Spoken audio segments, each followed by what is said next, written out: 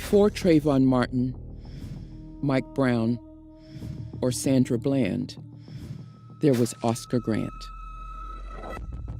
The current movement against police terror and for accountability and justice can trace its first iterations to this moment, when Oscar Grant was killed by a Bay Area Rapid Transit police officer on January 1st, 2009.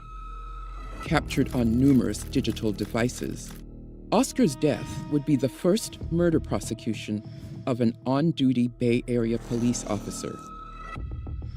Before that would occur, however, Oscar would be murdered in the media and in the court system. It was a triple murder. No doubt, the murders of Oscar Grant tells this story.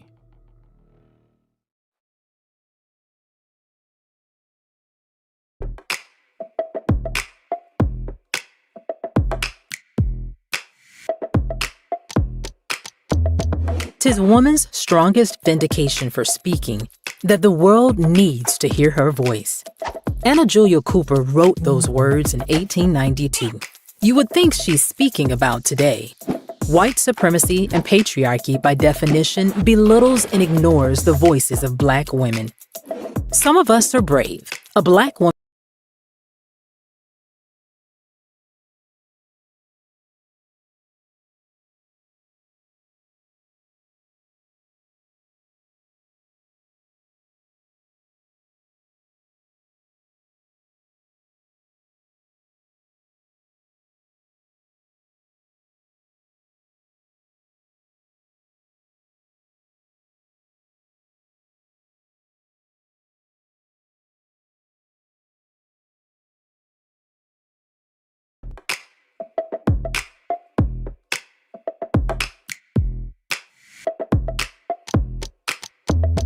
"'Tis woman's strongest vindication for speaking that the world needs to hear her voice."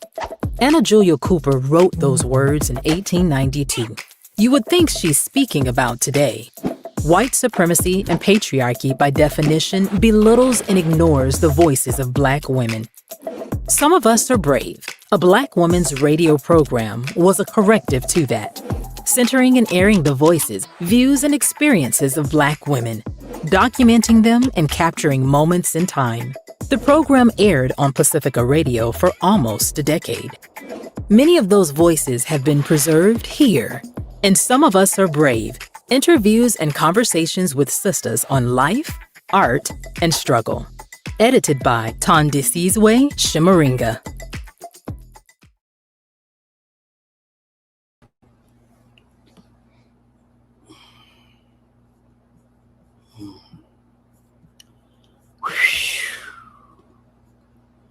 Y'all, woo!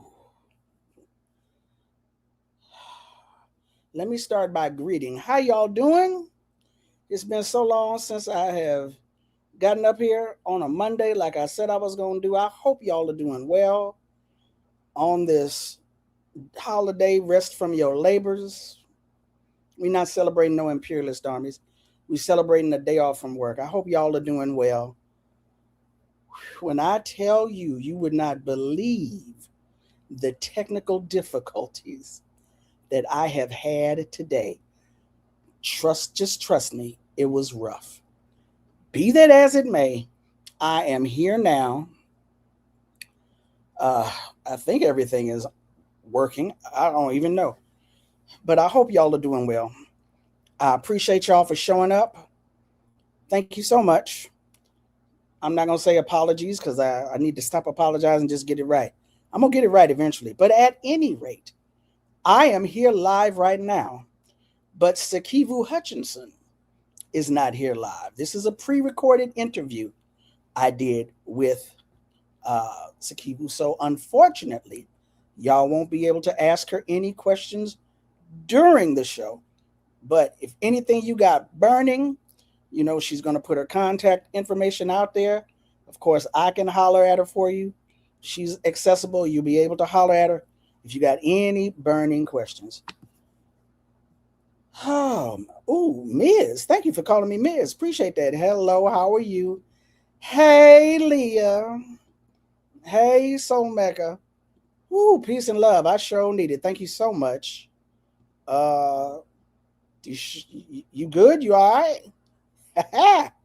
Yeah, don't ask. I don't even know what happened to the. Don't even ask. Don't even ask. But yeah, hit the like button. Hook a sister up. Hook a sister up right now, before something else happens. Oh my God.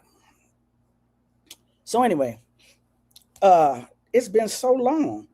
Even missed we haven't even been on the remix in a minute. So let me see if I remember everything correctly. Please like, please share, please subscribe. Like the video now. Share the link to the video. Subscribe to Black Liberation Media if you're not already subscribed. Subscribe to my personal channel, Rootwork. Sister Nita, get her numbers up. Please and thank you. So yeah.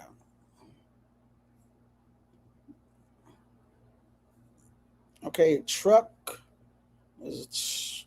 I'm not sure what that means, but it's a thumbs up, so it's all good. Brown thumbs up is always all good with me. Yeah, we need to call that guy unnatural. Don't disrespect nature, Mother Nature in that way. Exactly. But he called himself Nature Boy, and that's what we know him as. That's what y'all know. Most folks know him as, and that's, why am I explaining this to you? You know how we get out. All right, so look, I have not seen the multi-part YouTube series, Hood Horrors. Folks was telling me about it. I was like, I don't think I want to see that. I don't think I need to see that. Remember, a lot of us, and yeah, I know. I'm in a hurry. I'm frazzled because of the technical difficulties. What I should have said was, today's show, we're talking about the Hulu documentary on Nature Boy with Dr. Sikivu Hutchinson. That's what I should have said. Okay, back to the thing. People told me about this however many part Hood Horrors. I didn't want to go into that. They told me about the Hulu documentary too. I really didn't want to see it because you have to remember, some of us remember when this was happening in real time. 10 years ago when he started, 10 years ago seems like a long time, and I guess it is a long time, but yeah, some of us been in these internet streets, unfortunately, at least 10 years. I know I've been here more than 10 years. So we remember when this cult and other cults like Black Hammer, dare I say the Not Fucking Around Coalition, these cults, a lot of them came to life on the internet. Some of these other cults had been around for decades before their people either escaped and went to the internet or before they found the internet, like Dr. York. At any rate, some of us remember when this was happening in real time, so we didn't necessarily need to see the Hulu documentary, but I got bored and I pressed play. And my understanding is the Hulu documentary is way tamer than Hood Horrors. So and even those of us who saw this unfolding in real time, we never knew the intricate details. Now, for some of y'all who need intricate details, I believe Hood Horrors is what you want to watch. Yeah, I don't need all of that. But I know it was still, the Hulu documentary was still too much for me. And I'm like, why? I mean, it's 2026. They tell me it's the 21st century. Why are people still falling for cults? And I don't want to sound judgmental. I don't want to sound naive. I'm just trying to understand, why are we still falling for cults? It's the same reason we've always felt for cults. People want to join something. They want to be a part of something. They want to belong. And I think I had talked about ADOS and FBA, which are trash, by the way. The same thing, that every organization or grouping has its sincere believers who sincerely believe on the stated aims and goals, regardless of what the founders is doing, what they initially put out there as their goal. There are really honest, sincere, true believers in that. So unfortunately, there are also people out here, unscrupulous motherfuckers, who take advantage of that. Yeah, so at any rate, And before we get into this interview with Sikivu, how y'all like my book trailers? I'm starting to call them commercials. I probably shouldn't use that word, but these are book trailers for some books I've written, because I have a hard time promoting myself. I really feel that it borders on opportunism. So I try not to promote myself. I try to promote the work, but I'm at the age later for all that. Let me promote myself. So I don't know if y'all know, I have written some books. I tell people 5 books. I guess it's technically 4. Some of Us Are Brave is a 2-volume set, but no doubt The Murders of Oscar Grant, that was my very first book. Finally got a book trailer 12 years after I wrote the book. I could just now afford it, thanks to y'all donations here on Black Liberation Media. So Some of Us Are Brave, volumes 1 and 2, no doubt The Murders of Oscar Grant, working on a book trailer for my ebook on reparations. Matter of fact, you might need to get, it's called Reparations Not Yet. You might need to cop that, because I think it's free on Kindle, and I'm about to update it so that I can get a book trailer and make it into a pamphlet. But at any rate, and then we have What We Stood For. That's the book I co-authored with Deborah Jones, the woman who testified that Maulana Karenga was behind her and another woman's torture in 1970, the case that got him sent to prison for 4 years. That book trailer will be, I'll play that at the end, which reminds me, I'll play that at the end of the show. Us organization, that's another cult, but y'all don't want to talk about that right now. My point being, yeah, so in addition to the information I want to bring forth, see, as opposed to always begging you for hooking a sister up, like the ticker says with the Venmo and the Cash App, you could go out and buy a sister's books, which will eventually trickle down to me. Don't send me no money asking me to send you a book. I can't do all of that. I'm disabled. But be that as it may. No, the name of the book is Some of Us Are Brave. It's based on interviews I did in a radio show. I was a part of a group, and we named our show Some of Us Are Brave after But Some of Us Are Brave. We were trying to come up with a name for a Black women's radio show. So let me stop running my mouth. I'm already late as hell. Let me get into this video interview, this interview with Sikivu Hutchinson. Let y'all digest that, and I'll come back later on and we can check out the comments and the questions if there are many. All right, that good? Y'all all right? Let's go. Joining me now is Dr. Sikivu Hutchinson. Doctor as in actually has her degree, and you can look it up. She's the author of Humanists in the Hood, Unapologetically Black, Feminist, and Heretical, and the novel and play White Nights, Black Paradise, on Black women, People's Temple, and Jonestown. She is also the founder of the Women's Leadership Project, a Black feminist mentoring and advocacy program for Black girls, girls of color, and queer youth based in South Los Angeles. Her sex trafficking prevention education film short, Alpha Centauri, debuted this year, and she will be giving a book talk on Humanists in the Hood on May 31st at Lower Bookstore in Leimert Park, Los Angeles. Thank you so much, Dr. Sikivu Hutchinson, for being on the show today. Good morning. I almost said being on Some of Us Are Brave today. No, right. This is Rootwork here on Black Liberation Media. Yeah, we go back. So I totally understand. Right. And you have been consistently doing this work, if not since that time, before that time. So again, thank you for your work, and I want to thank you so much for being on the show today.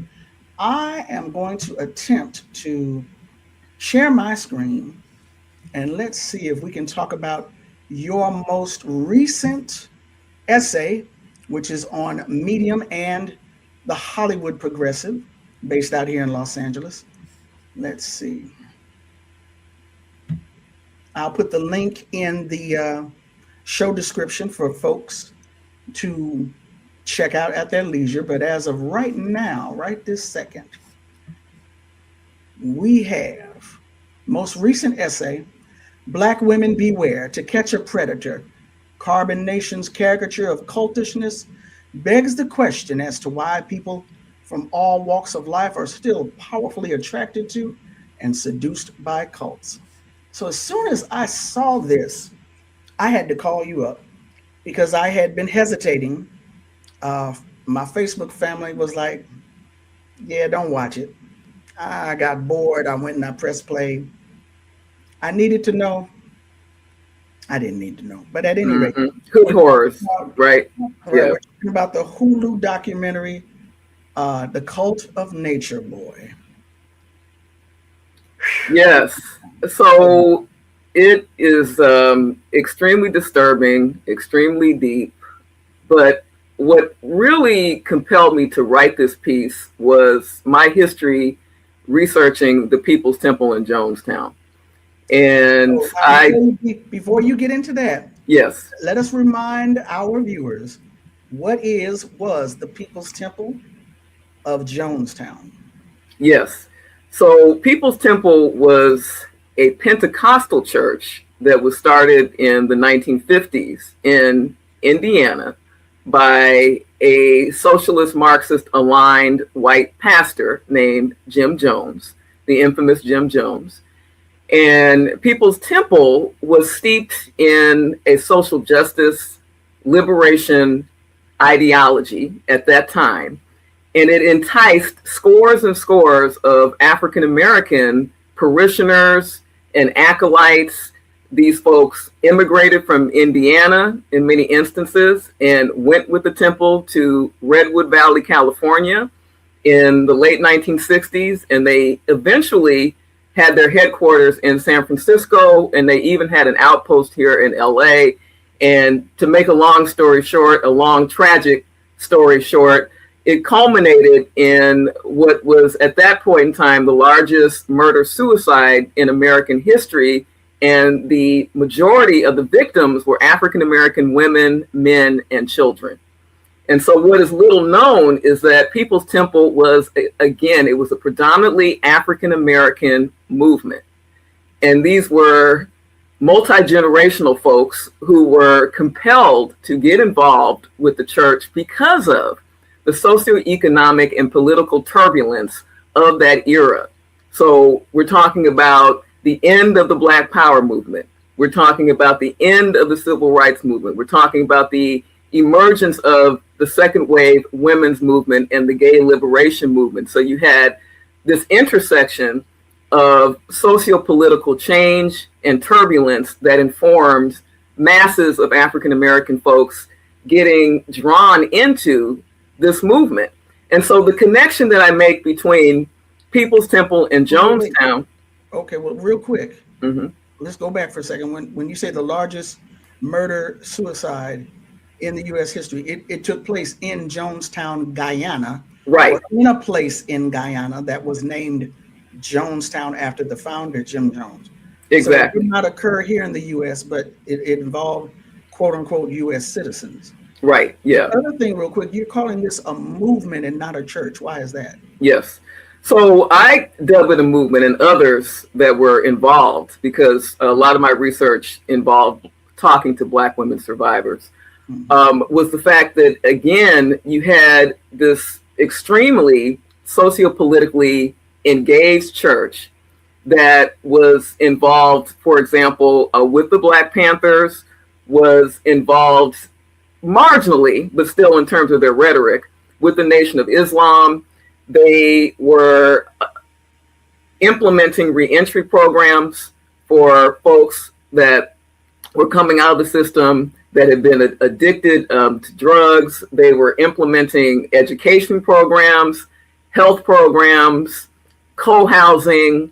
They were involved in so many different socio-political campaigns and initiatives in the Bay Area when it came to prison rights, when it came to affirmative action, LGBTQ rights. So there were a whole host of things that the People's Temple was engaged in that distinguished them or distinguished that regime from your typical cult that is more steeped in spirituality and indoctrinating organized religion. Now, there is definitely the element, I mean, the big element, obviously, of quote unquote spiritual indoctrination with People's Temple, because again, they were a mishmash of Pentecostalism, socialism, collectivism, doing faith healings, and a whole range of other things that were highly dubious, you know, to lure in older generation African American folks and older generation white folks. But at the same time, they had this quasi-Black nationalist ethos that many African Americans across walks of life were resonating with. So that cannot be discounted. And so there is a through line between that dynamic and that theme with the People's Temple in Jonestown and what Elijah Bishop was attempting to do with his acolytes via melanation, carbonation, the Etherians, all these different iterations of the cult platform that he put into place.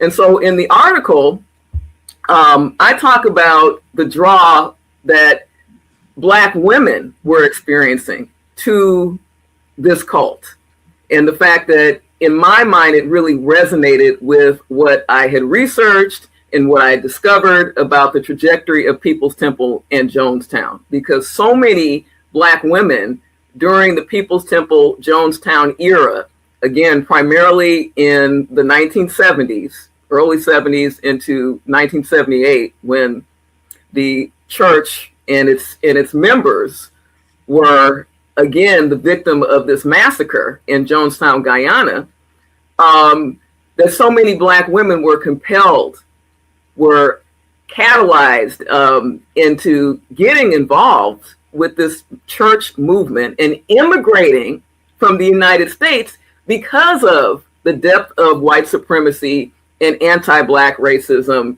and the violence that they were experiencing here, you know, the psychological and the physical and community violence that they were experiencing in San Francisco, in LA, and the other communities that the People's Temple Church were involved in. And so those were similar dynamics, catalysts that informed the young, primarily young African American folks who got involved with the Nature Boy carbonation cult, that they were tired of the anti-Blackness they were experiencing in their communities. They saw this young, charismatic, strong Black man proselytizing about the benefits of going back to the land and being steeped in nature and living this pure lifestyle away from the Babylon, quote unquote. That's what he dubbed the United States, the Babylon of the United States. And so he was framing this as a Black utopia, similar to the rhetoric and the propaganda that was being initiated by Jim Jones back in the 1970s. Let me read this part real quick. Hence, it's noteworthy that People's Temple and Carbonation took Black women's labor as their raw material and primary source of capital. People's Temple was headed by the white sociopath Jim Jones, who utilized his twisted Black power minstrelsy to reel in and dupe multi-generational Black women disillusioned with California's Great Migration era promise of equal opportunity and release from Jim Crow terrorism. As Black Jonestown survivor and activist Leslie Wagner Wilson stressed in your 2016 interview with her, we were the backs upon which People's Temple existed and grew from. We were the majority of what made up People's Temple and, of course, Jonestown. We were no different than our ancestors who actually built the United States from free labor called chattel slavery. It goes on to talk about her memoir that came out. Let me skip down here real quick. In many respects, the young women who became ensnared in Carbonation are the spiritual descendants of all the People's Temple Black women who gave up their livelihoods to invest in what they believed would be an antidote to the racial disparities they were experiencing in the U.S. As one of the most faith-based groups in the nation, Black women have historically relied upon and utilized organized religion for community, self, identity, and cultural capital, but at what cost? Yeah, like I said, it is deep, it's tragic, and we keep seeing these same patterns perpetuated ad nauseum to our detriment. You also mentioned, I don't even know where to begin.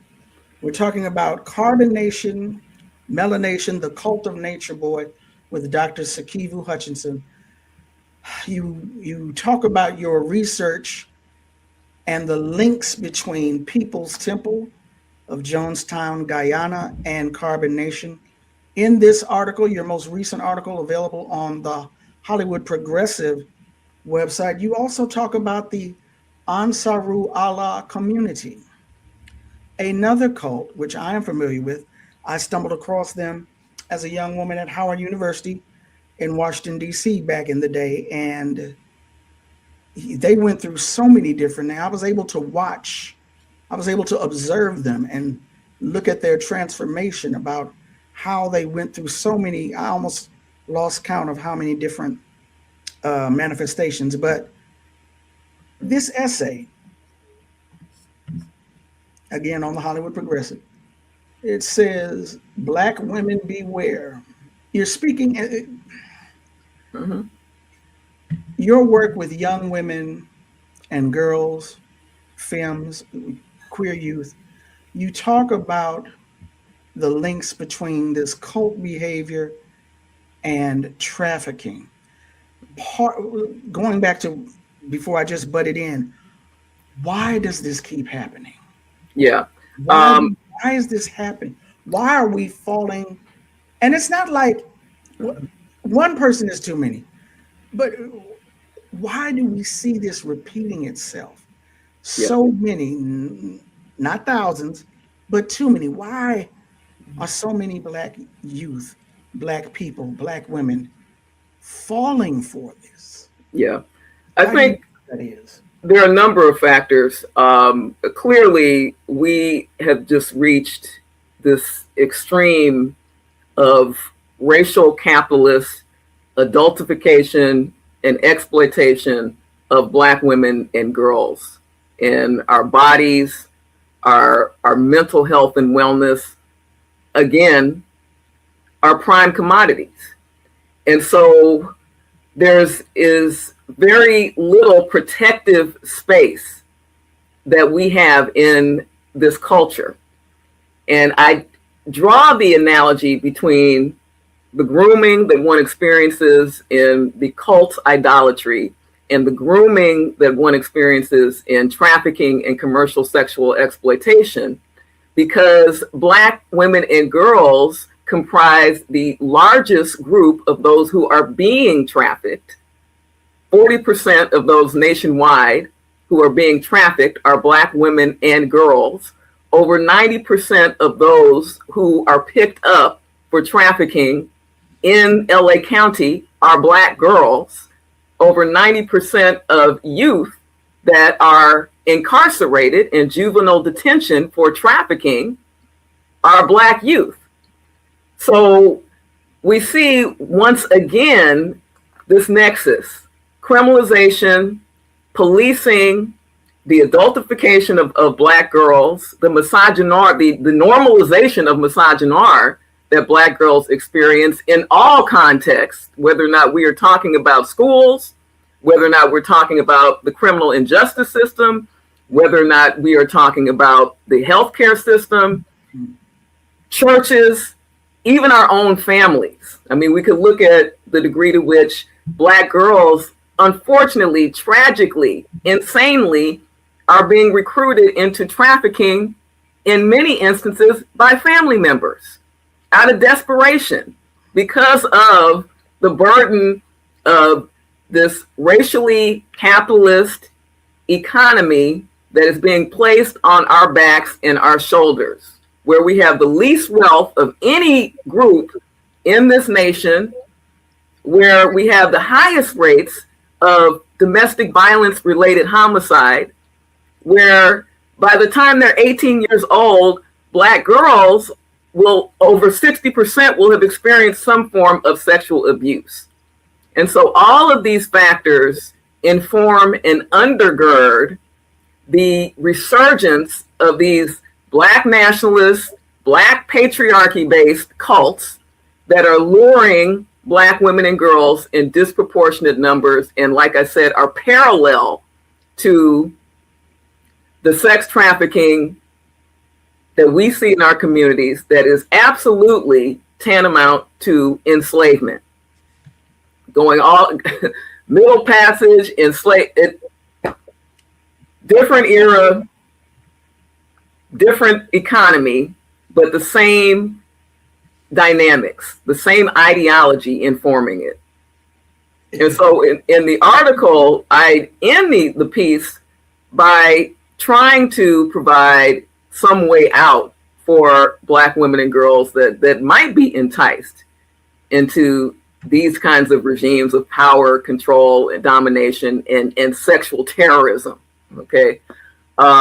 Because if sexual terrorism wasn't normalized within the dominant, sexual terrorism against Black women and girls wasn't normalized in the dominant culture, in white supremacist, capitalist, heteropatriarchy, we would not see the extreme seduction of these kinds of cults in our community. We would not see that. So they absolutely work hand in hand. And I want to say that, and this is not covered in the article, but you mentioned the YouTube series Hood Horrors. Hood Horrors goes into granular detail about the background of Elijah Bishop and talks about that he's the founder of the Nature Boy cult, melanation, carbonation. And they talk about him coming from foster care, right, and having this horrific background of neglect, being involved in the juvenile injustice system, having to work as a sex worker. I mean, all of these things fueling the emergence of this cult of idolatry and personality and sexual abuse and terrorism of not just women and girls, but also men, and polygamy. I mean, all these things driven in part, because again, we're looking at this systemically, but in part because of his background of abuse and trauma as a young boy.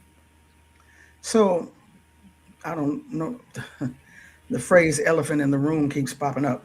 But before I get to that elephant in the room, I'm speaking with Dr. Sikivu Hutchinson, author of Humanists in the Hood, Unapologetically Black, Feminist, and Heretical, and the novel and play White Nights, Black Paradise, which is on Black women, the People's Temple, and Jonestown. She's the founder of the Women's Leadership Project, a Black feminist mentoring and advocacy program for Black girls, girls of color, and queer youth based here in South Los Angeles. She has a sex trafficking prevention education film short called Alpha Centauri, which debuted this year. And coming up at the end of the month, May 31st, she's going to be doing a book talk on Humanists in the Hood at Lore Bookstore here in Leimert Park in Los Angeles. Whew. Okay, like I said from the beginning, I don't even know where to start, but there were also quote unquote male victims of Elijah Bishop, just as there are always male victims of these cults. But the question I have to ask, and actually let me share my screen real quick because we can get into this. The question that I have to ask, you talk about this nexus, you talk about the normalization of, I'll just use the word brutality and violence against Black women, how it's normalized in this type of society, which means that, of course, something like this would happen. Howsoever, would you care to comment on the fact that the majority, overwhelming majority of cults, whether they be Black, white, or what have you, are headed by males, are headed by men? Is that something that we should take note of, or? Absolutely. Absolutely. Now, the reason I ask that, this is Laura Kofi, who was a member of the UNIA back in the day.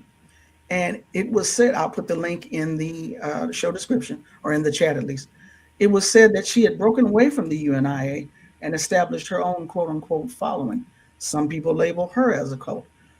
I don't know of any other Black women who may have established, I don't know of any other than Amy Semple McPherson, and that's based on TV. I haven't researched her. I don't know of any women, Black, white, or other, who have quote unquote established cults. But you started to say something. Go right ahead.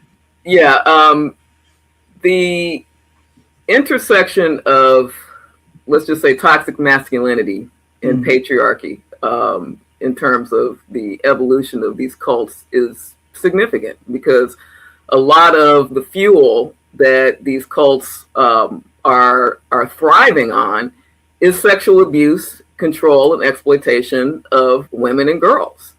And so, I mean, we see this time and time again. I mean, it's almost like I said in the article, a caricatured playbook where women and girls are victim blamed, victim shamed, and gaslighted into believing that you are nothing, you are immoral, that you have no worth if you are not being validated and humanized by the cult leader, by the prime patriarch. Whatever the ideology is of the cult regime, it's always that you have some fundamental worth and beingness in the society, and ultimately leverage if you are close to the cult patriarch, if you are abiding by his rules, his laws, his directives.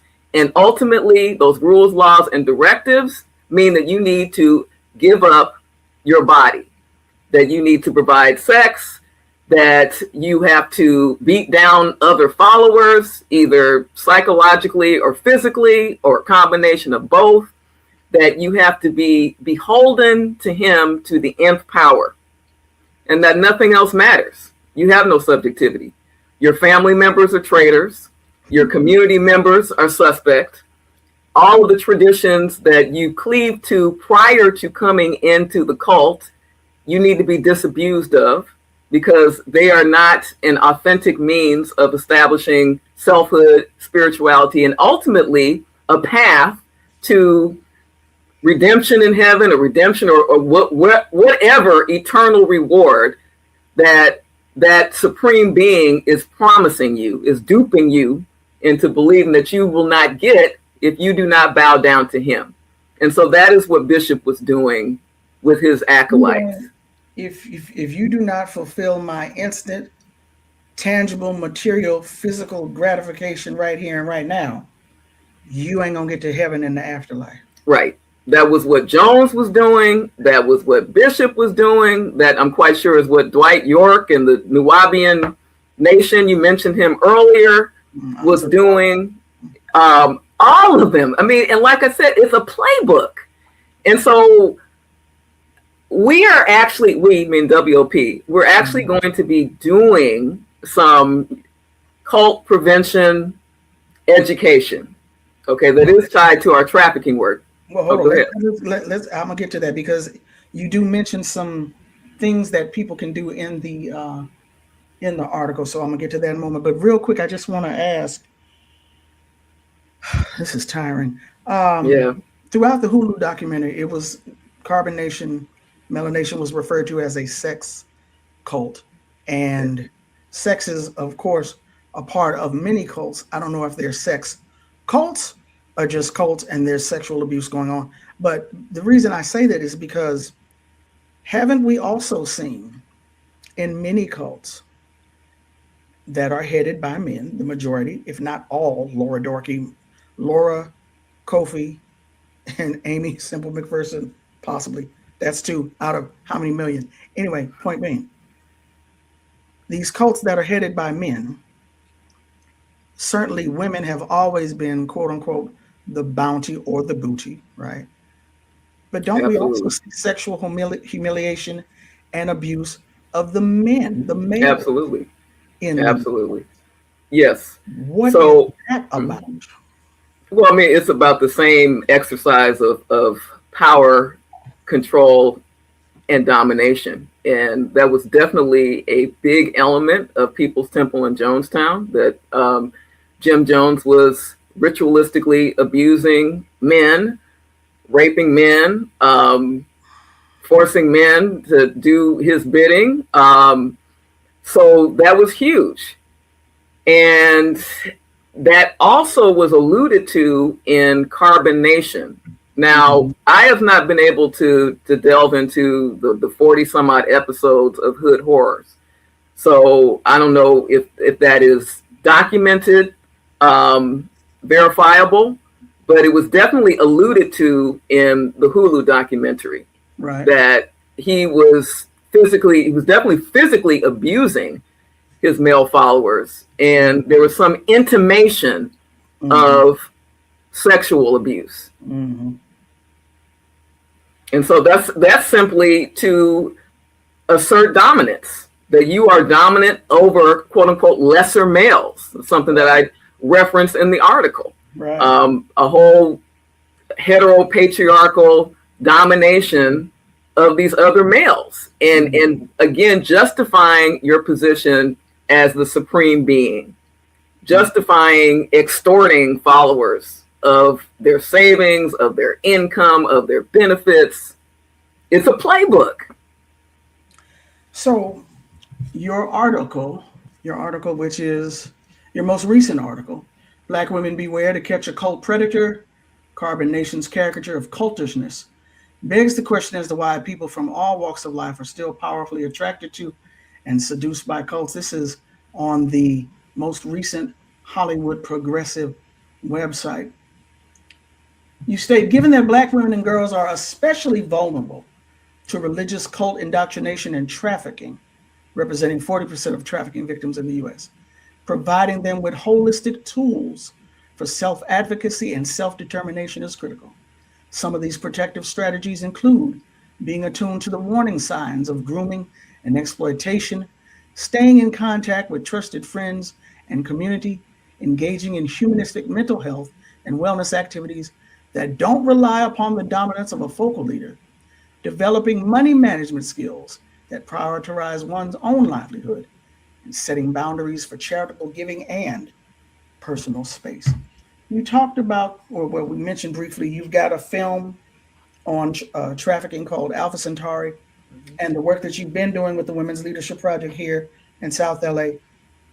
How can we work to prevent, to make an inroads, to make a dent in some of what we are seeing? And let me just say real quick, going back to the Hulu documentary, I know this is going to sound naive.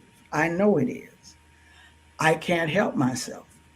I'm watching the documentary. I think I'm maybe 15 minutes, I'm not even 20 minutes in. And two of the former members, I believe, this one that we see right here on the screen, Velvet, known as Velvet, talked about the fact that they were in college. Yes, you're young, you're in college, but at the same time, I'm thinking you're college educated. Why are you falling for, excuse my English, this obvious bullshit? This is bullshit. So many of us who watched Carbon Nation unfold online, we were in real time, like, oh, this is some bullshit, and we would keep scrolling. Absolutely. Yeah. Talk about some of those tools. I was struck by that too. I was struck by the fact that Velvet was at Tuskegee University when she got reeled into this. And that was extremely disturbing. But what we also know, I mean, two things can be true here. Okay, this is an educated young woman, intelligent young woman, well-spoken young woman in an HBCU environment where she is supposed to be poured into and lifted up, but at the same time, there's some disillusionment there. There may be some self-esteem issues. We don't know what was happening with her background in terms of, was there a history, as with so many of us, of survival of abuse and trauma? And I would say that because so many Black women and girls, myself included, are coming from backgrounds of surviving and attempting to thrive after abuse and trauma, that it is easier for us to get lured into these toxic situations. And so in the article, I wanted to be very clear about specific and what I believe to be concrete strategies to prevent, to defend against this cycle that we keep finding ourselves in.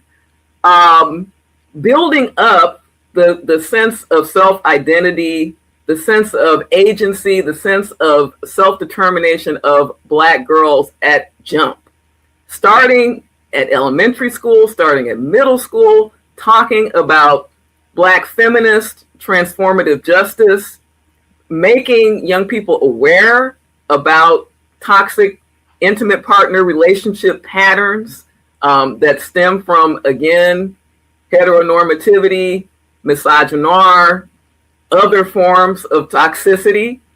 What is gender? What is sexuality? What are the socio-historical precedents of Black women being perceived as Jezebels, being perceived as unrapeable? That dynamic, translating into a lot of the toxic rhetoric and propaganda that we hear, unfortunately, in mainstream hip hop and rap and social media and other genres of cultural production that are prevalent in our community. So these are all preventive educational measures that we implement within the Women's Leadership Project in our South LA high school curricula and initiatives. I've been speaking with Dr. Sikivu Hutchinson, author of Humanists in the Hood, Unapologetically Black, Feminist and Heretical, the novel and play White Nights, Black Paradise, dealing with Black women, People's Temple in Jonestown. She's the founder of the Women's Leadership Project, Black feminist mentoring and advocacy program for Black girls, girls of color, and queer youth based here in South LA. Her sex trafficking prevention education film short, Alpha Centauri, debuted this year. And at the end of the month, here in Los Angeles, in Leimert Park, she'll be giving a book talk on Humanists in the Hood on May 31st at Lore Bookstore in Leimert Park, Los Angeles. Doctor, I want to stress that again because you did get your PhD. You did write a dissertation. We can look it up. You can look it up. NYU. New York University. Right there. For folks who want to, go ahead. I wanted to say one thing about the film, Alpha Centauri, because we talked about Velvet and her being in college. The protagonist of that, it's a narrative film. The protagonist of that film is a 17-year-old foster care young woman, and she's college bound. She wants to be an aerospace engineer, and she falls victim to grooming and trafficking by a predator in the neighborhood, who's very flattering of her and appreciative of her intellect and is buying her thing. So the classic playbook of grooming is writ large in this film.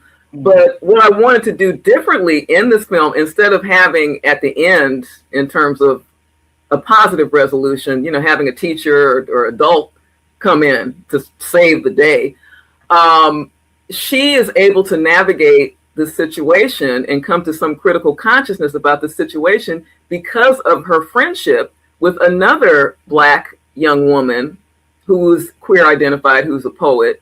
And so they have that solidarity and affinity that enables her to get out of that situation, or at least come into some awareness of the situation.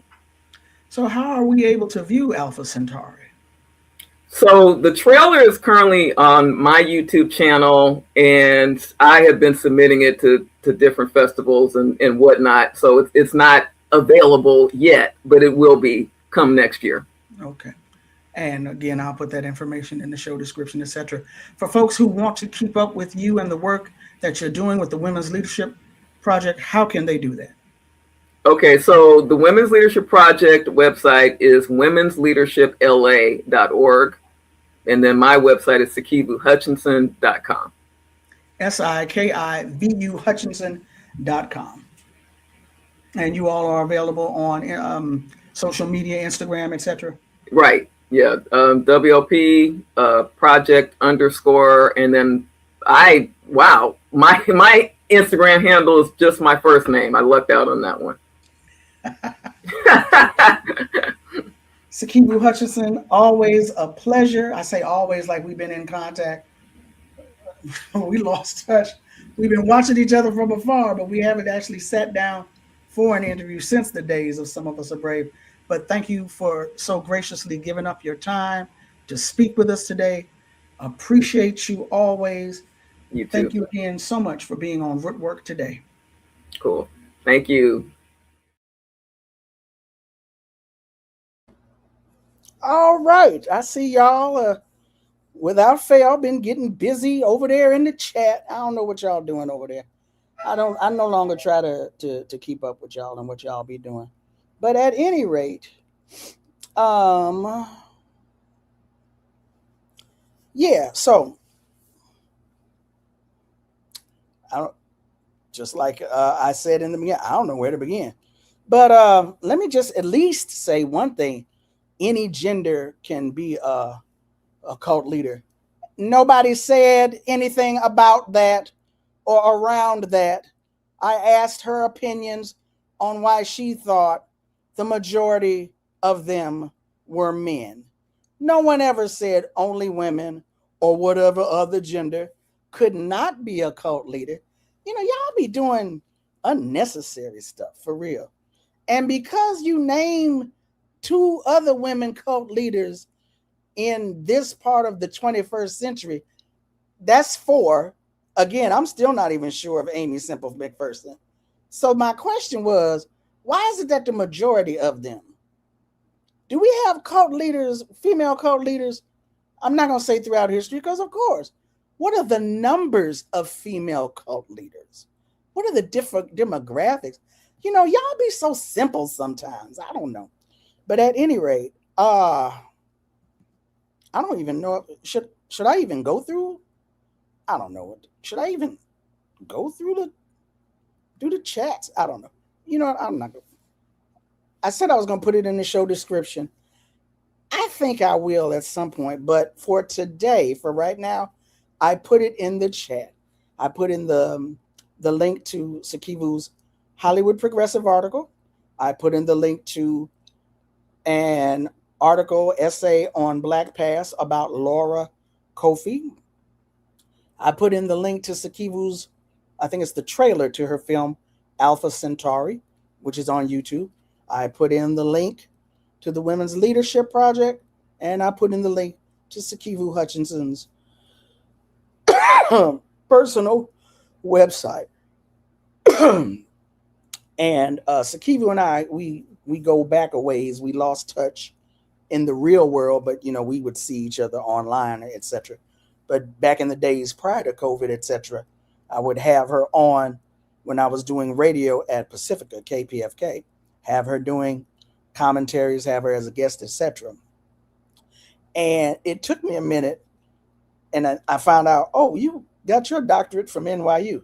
So that banter that you saw us playing around with, that was just a jab at old girl whose name I'm not going to mention, who bills herself as a doctor but ain't got no doctorate, ain't got no transcripts, ain't got no dissertation, says she can't find her transcripts, can't nobody look up her dissertation because she ain't really got a doctorate. So that's what that whole discussion was about. But at any rate, yeah, Sikivu's book, White Knights, is going into depth about the People's Temple in Jonestown, Guyana. I might have her back on because I saw someone in the chat asking about it. I might have her back on to just talk about that history of the People's Temple, bringing it up to through the present with what happened. Well, with what happened in Guyana and the aftermath. Because as I saw in the chat, yeah, a lot of people don't know. Because we was like, well, first of all, what are you black people? What are you doing with this white dude? And at the time, you know, I'm born and raised in LA all my life. I had no idea what was happening in the Bay Area. The Bay Area has been a very, very multiracial, the cliche term, hotbed of radical activity, political activity for years. But the People's Temple did not start in the Bay Area. They started elsewhere back east and then moved to San Francisco. And my memory is shaky. I don't know if Jim Jones was the sole founder or was part of the leadership of the founding and then became the sole founder. But he had been there a long, long time. And yeah, you probably, if you're in San Francisco in the 60s and early 70s, you probably best have political rhetoric, politically sounding rhetoric, socialist, Marxist inclined or nationalist inclined rhetoric.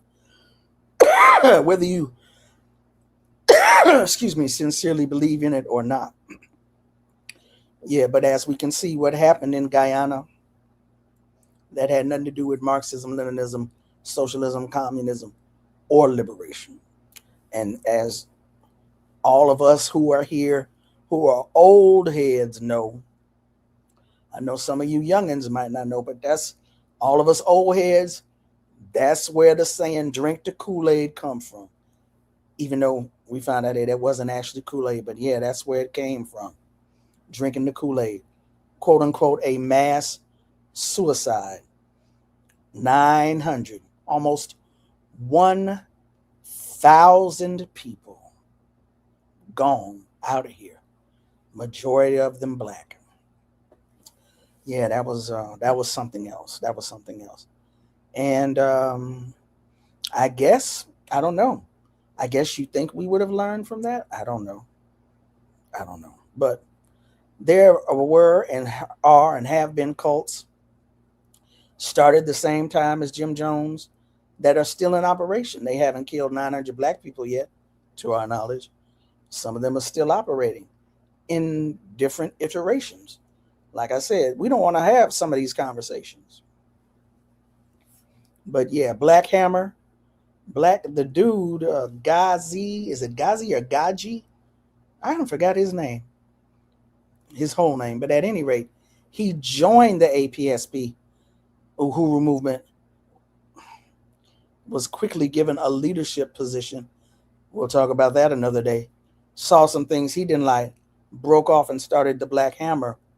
And that was another cult some of us were able to watch develop in real time on the internet, because that's where Gaji, I want to say his name was Gaji Kojo, but I don't really remember.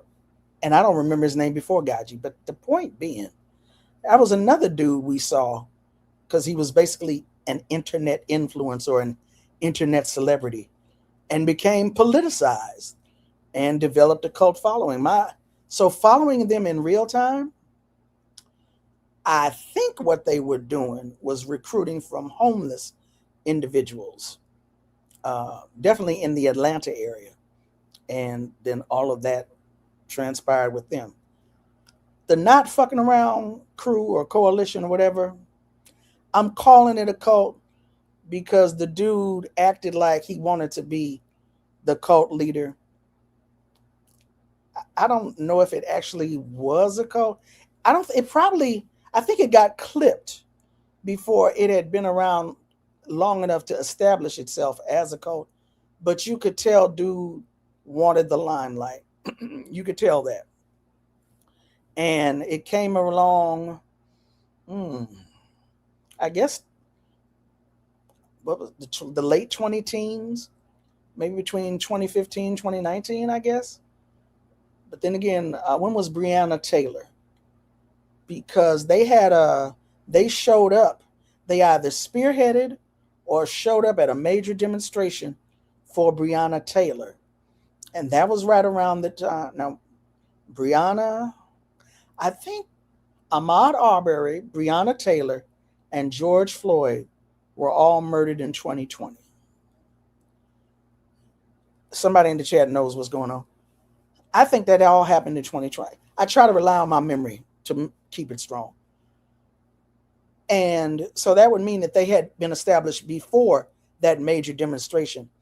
It was either at that demonstration in Kentucky, Louisville, Kentucky, or not long after, where the dude over the Not Fucking Around Coalition, NFAC, was arrested because, for those of you who remember, they like the whole black, not camouflage, just black military, black boots. I don't think they had berets, but these automatic weapons strapped around and all that tired ass shit.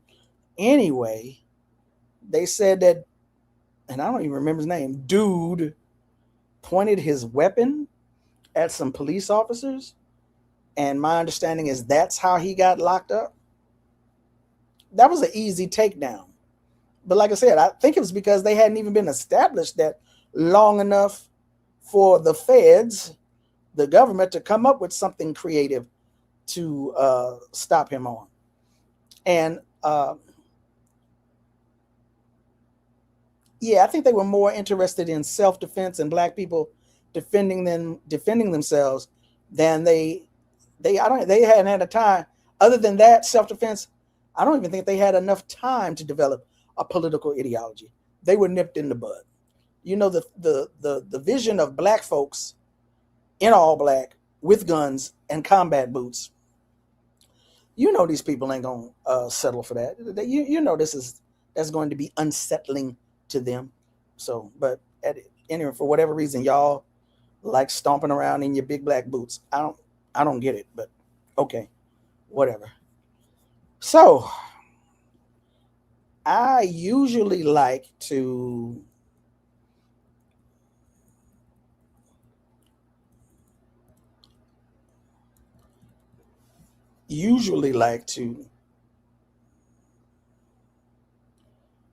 go to the chat, highlight your questions, comments, etc. You're very welcome. But y'all was doing a lot today. I don't know if I can get all into that. At least one person. But what about when women do it? When women do it, it's not in the same numbers. What's your point? That women do it? Did I say women don't do it? See, this is what I mean by stupid shit, silly shit. Stop coming up in here with silly ass shit. Anyway, you're arguing a point that wasn't made. We live in a patriarchal society, so of course the men are gonna argue it. I don't even remember who that. Well, all right, fine, whatever.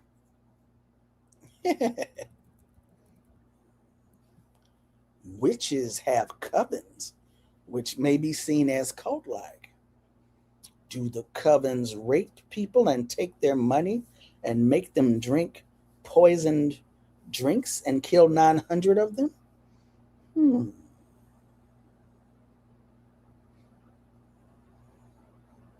I'm just asking. OnlyFans is a cult, but y'all ain't ready for that convo. This is a child-friendly environment. No, it ain't. Let me hush.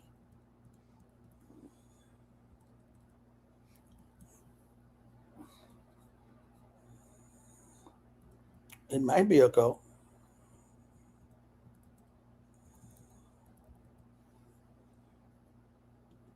Trafficking and cults are a human problem. That's my only point. It's not a gender problem, according to my studies. Most of this shit, gender is a human problem. No, you don't see elephants acting this goddamn way, or ants, or cats, or dogs. Yeah, it's a human problem, just like gender is a human problem. And one half of y'all humans, anyway, whatever. I'm gonna leave that alone.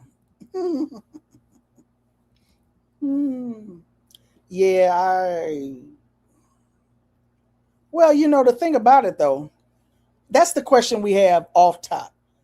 How you following this white man? Like, for example, I got issues with Christianity. I don't care if it's the African Methodist Episcopal Church. I got issues with Christianity. But if I'm going to be a Christian, I damn sure ain't going to be no Mormon. What the hell? I ain't going to follow no white man if I know it's a white man in the lead. Yes, we can look at Dr. York, Nature Boy, and some other brothers I ain't going to name today. Yes, black men can lead cults, have led cults. I'm just saying, what you doing? How y'all follow this white man? But all right, fine. All right. All right. Okay. What else? Because I was late as hell. I don't even remember what time. Did I start at 5:30? So I've been here an hour. Why, thank you, my sister. I have a doctorate in avoiding bullshit. I haven't written the dissertation yet, but it's coming. Mm, mm.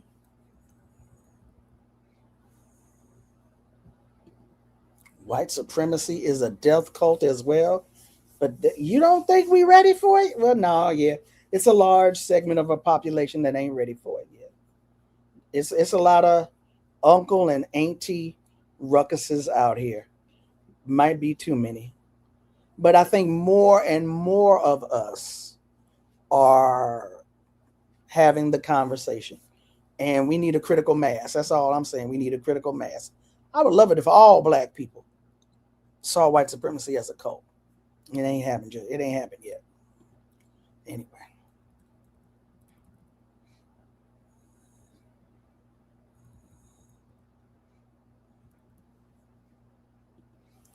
Powers Booth. I remember thinking, what the hell kind of name is that?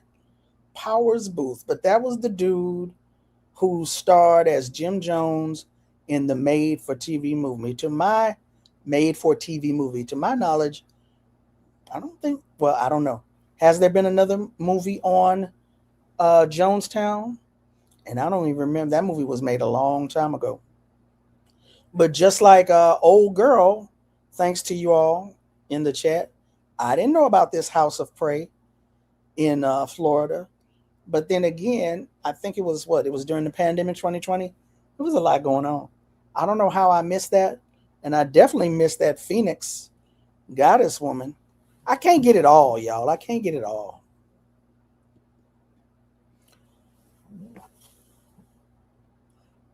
All I remember is GAD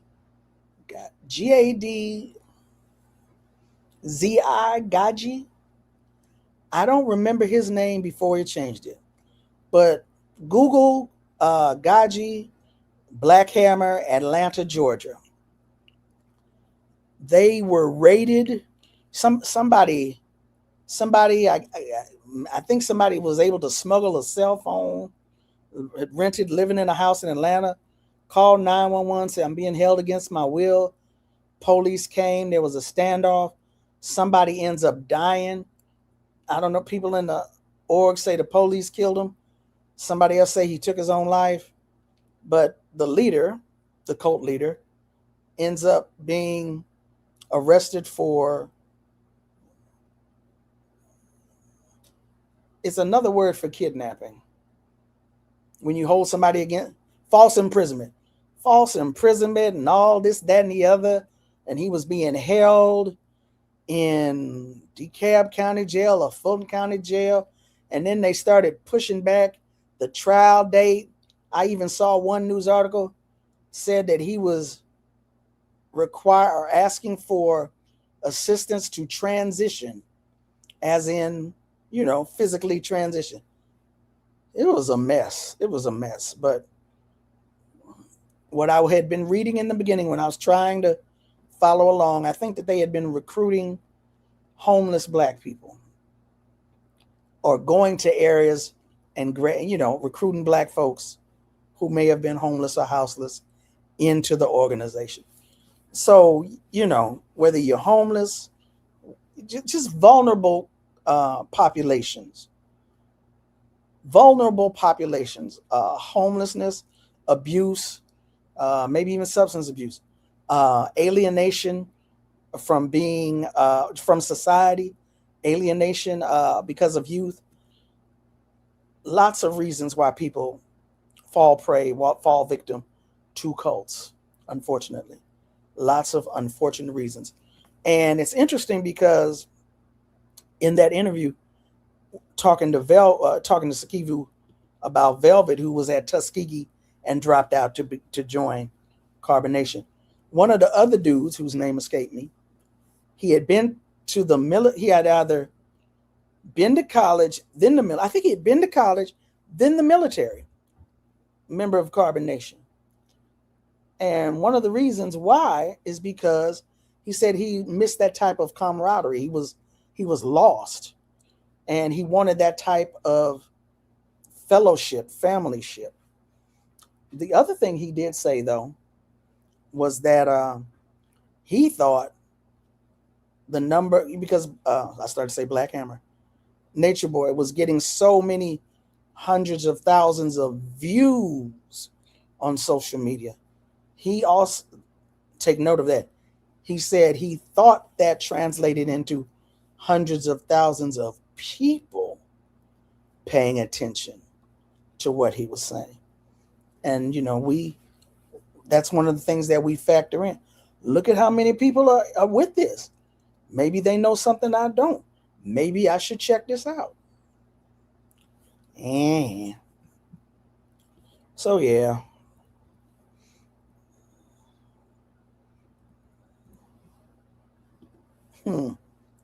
Well, whiteness is absolutely a cult.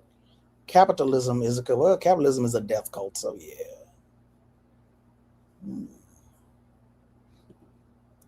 Many other multicultural cults in the 1990s that ended in many deaths. Really? I was not familiar with them.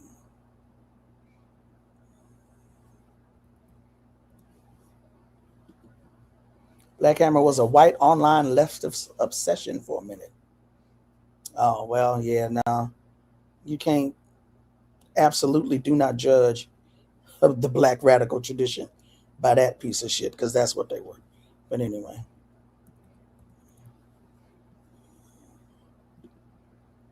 The biggest cults are the Roman Catholic Church, the military-industrial complex globally. White supremacy is the gateway cult.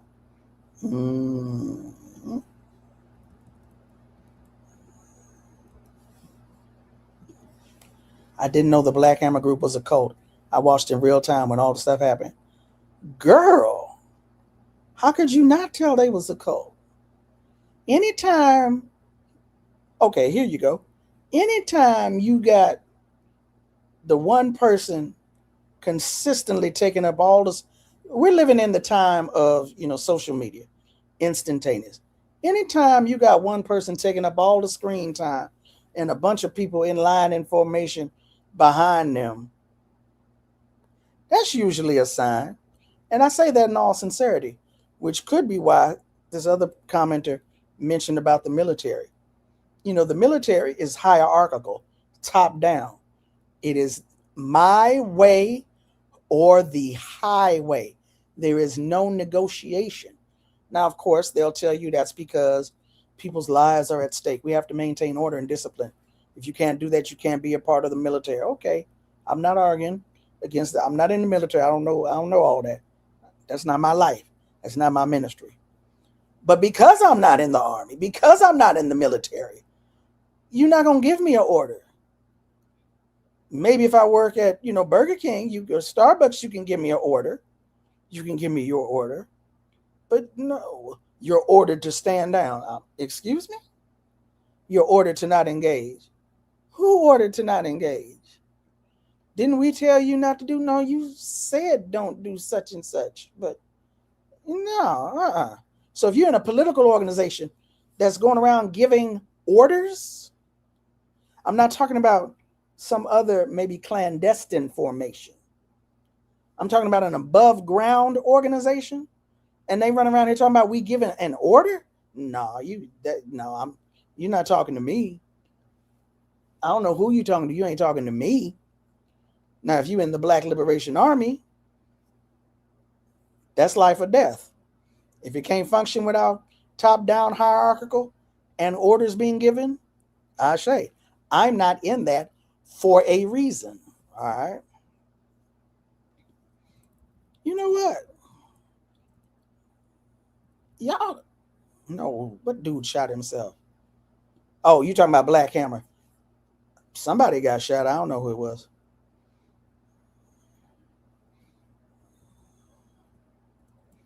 Ooh, I didn't know until a few weeks ago that Sarah Assault was a cult, but I never heard about. You heard about Black Hammer. You just don't remember. Ooh, dang! I never thought about Osset as a cult. Yeah, that's a conversation I'm not ready to have. I'm gonna leave that one alone. Ooh, yeah. Well, Heaven's Gate, and you see, Heaven's Gate was a cult. They all committed suicide. What else? What else you want to talk about? Uh, you know, okay. Ah, how do I pronounce your name? You know, I learned how to read phonetically. Bukayo Snaka? Bukayo? Bukayo. Bukayo Snaka. Bukayo Snaka. You got to help me out. You got to work with me. Yo, I fuck with this host for real, for real. Why, thank you. Hey, Leah, I love you too. But I was going to say, you know, y'all like to keep going and going in the chat. I'm not going to be up here, sitting up here with y'all for the rest of the night. Okay? Cynical. I remembered how to pronounce your name. Cynical. Not all witches are in covens. Shh. Telling too much damn business. OnlyFans is not a cult. Stop that.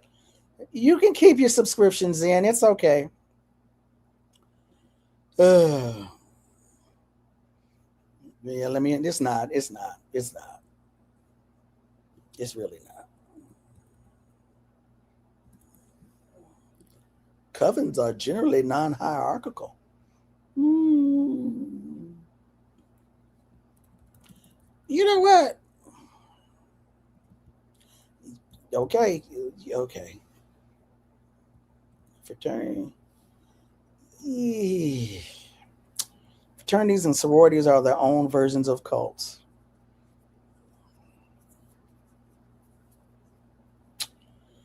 I'm not going to argue against it.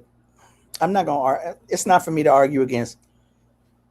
I did not pledge. I had the urge when I was at Howard, Mother Pearl, Alpha Chapter, Delta Sigma Theta. I had the urge, but I just couldn't do it. Sister was a Delta. Niece is a Delta. Got Deltas in my family. I wanted to do it, but I just couldn't do it. My consciousness was growing by leaps and bounds. I was there in the 90s. No, I wasn't. It was in the 80s when I was at Howard. But still, all of those wonderful lecturers I was coming into consciousness. Asa Hilliard, oh my God. Sheikh Anta Diop, Runoko Rashidi, Francis Welsing was still in DC. I was like, it just seemed to me to be a contradiction to join a Black Greek letter organization at that time. I just couldn't do it. I had the urge.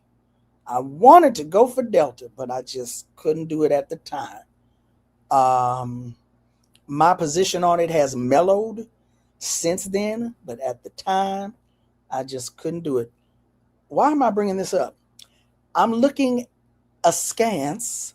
Y'all like that word? I'm looking askance at these Christians who are denouncing their membership now in these organizations. Because, you know, to me, it just looked like you left one cult for another. Whatever. Friend of mine, I don't think I know I didn't. I didn't finish it. Sister friend of mine told me, is it Netflix? Somewhere out there in the world is a documentary series called Going Clear about Scientology. I started it, I got bored, and I went on to something else. But L. Ron Hubbard, I mean, I'm not following no white man if I'm clear that you're a white man. I am not following you into my religion or way of life if I can help it. We are all sucked into capitalism. We can't help it. Many of us are trying to fight against it. Other than that, if I know you're a white man, I'm not following you nowhere. L. Ron Hubbard, fiction writer, I'm not following you into none of that stuff. What the hell is wrong with you? A cult requires a figurehead who's above reproach.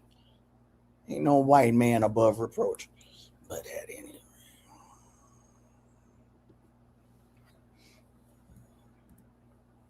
I'm gonna start misspelling your name. See how you like it.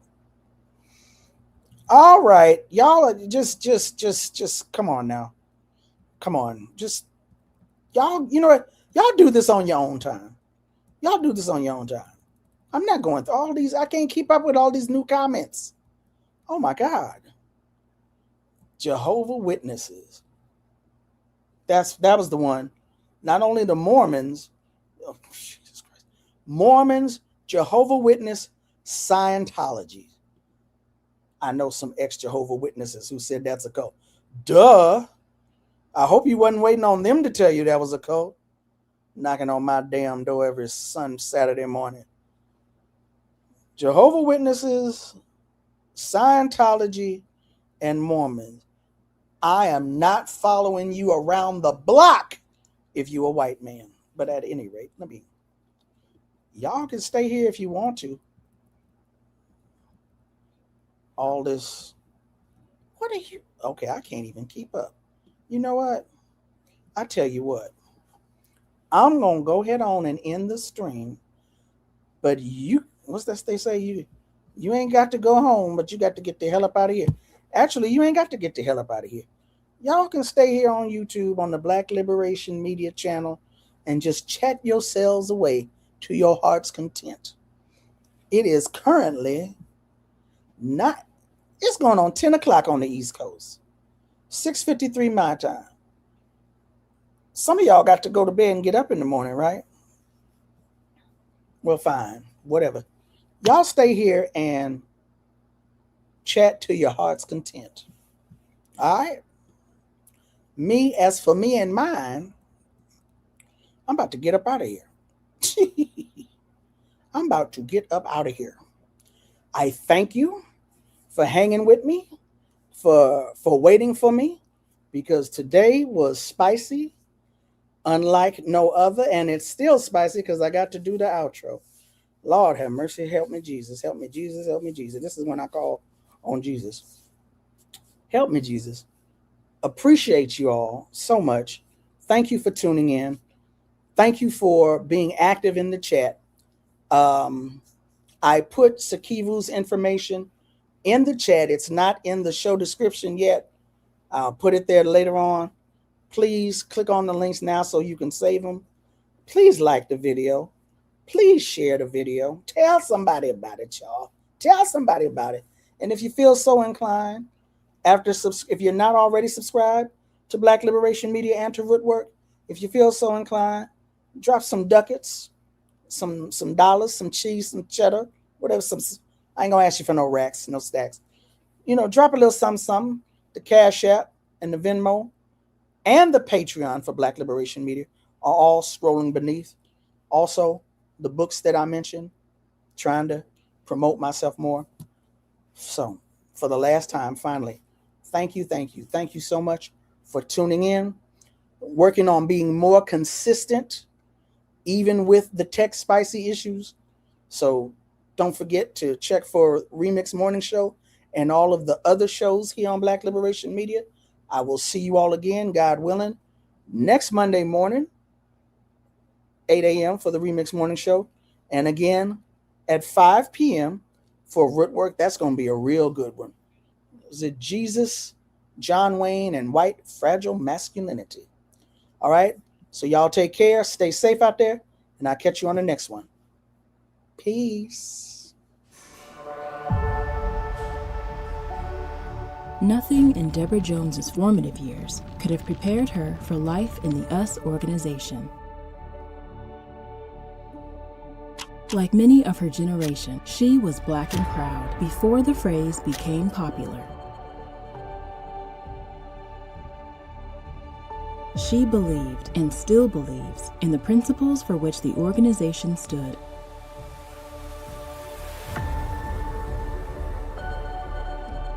But her life took a horrific turn on Mother's Day 1970, leaving her in trauma and in silence. In this never-before-told account, Deborah Jones's inspiring story is told. What we stood for.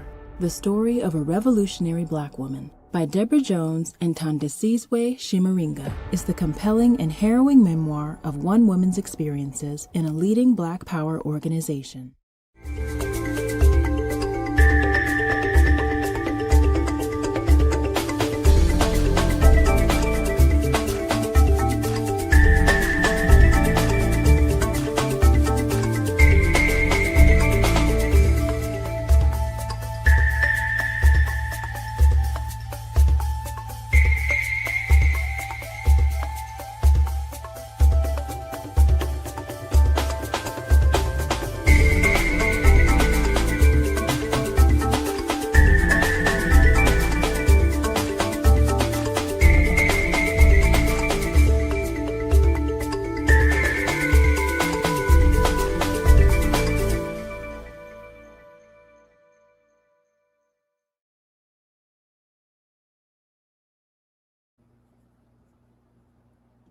Black Liberation Media is a collective of Black and African organizers, journalists, academics, and media personalities serving Black and African masses seeking to further grow in their understanding of themselves, their histories, and the African world through entertainment and news. Please continue to like, subscribe, and donate to the channel so we can further serve you and liberate our people. You can also go to blkliberationmedia.org, get some merchandise, and also become a Patreon member and a member from the YouTube. Please do what you can, share, and show your love as we will show ours for you. Black Liberation Media.